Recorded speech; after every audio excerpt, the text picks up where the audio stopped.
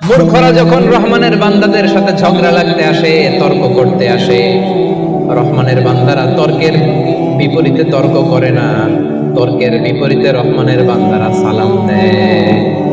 কি দেয়? পারবেন?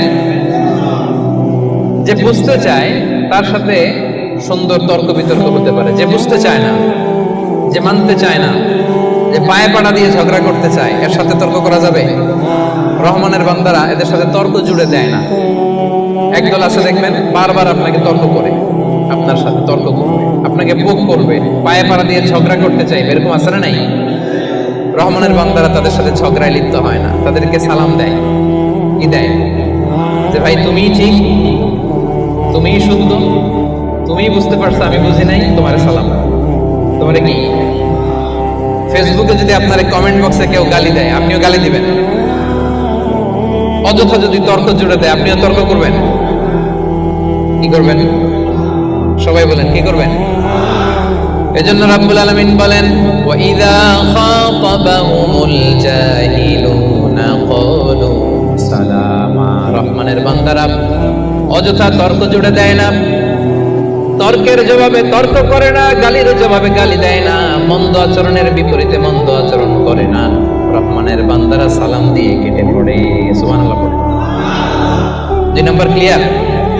অযথা তর্ক করতে চাইলে, কটু কথা বললে, গালি দিলে আপনি কি দিবেন? ওরা গালি দিলে আমরা সালাম দেই, ওরা ষড়যন্ত্র করলে আমরা দোয়া করি, ওরা বুলেট মারলে আমরা ফুল ছুঁড়ে মারি, চিল্লায় বলে ঠিক কিনা? এটাই মুমিনের বৈশিষ্ট্য। কারণ হেরে যায় হিংসা আর ষড়যন্ত্র, জিতে যায় ভালোবাসা। তাই না? ভালোবাসার যে কত শক্তি ওরা জানেই না, ভালোবাসা দিয়ে যে বিশ্ব জয় করা যায় এটা ওরা জানেই না। এজন্য ইদা খাতাবাহুমুল জাহিলুনা ক্বালু সালামা। তর্ক করবে, অযথা ঝগড়া বাঁধাবে, আমরা ঝগড়া করব না, আমরা সালাম দিব। আমরা কি করব? সবার মনে থাকবে? 2 নাম্বার বুঝা গেছে? মুখস্থ হয়েছে? ডাইজেস্ট হয়েছে? খালি এই কয়েকজন বুঝছে, এদিকে তো কথাই কয় না। রাগ করছেন? বুঝেন নাই? 2 নাম্বার পয়েন্ট বুঝতে পারছেন ভাইরা? তর্ক করলে তর্ক করবেন নি? এই তো বুঝছে। কি করবেন? এইভাবে উত্তর দিতে হবে, বাঘের বাচ্চার মতো। পারা যাবে?